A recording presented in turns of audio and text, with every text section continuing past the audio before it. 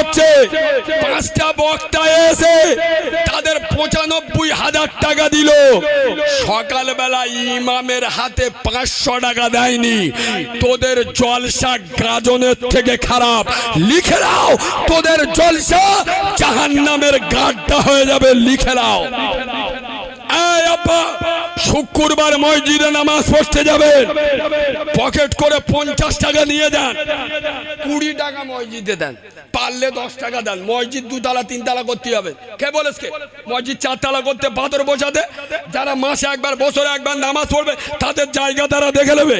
যারা 5 ওয়াক্ত নামাজ পড়বে তাদের জন্য মসজিদ করুন। 50 টাকা মসজিদে নিয়ে যান, 10 টাকা মসজিদে দেন, আর 40 টাকা নিয়ে ইমামের হাতে দেন। খোদার কসম, আমি বাচ্চা মাওলানা কারিমুল্লাহ জেহাদি নবীর মেম্বারে বসে বলছি, ইমাম খুশি হবে, আমার নবী রাজি হবে।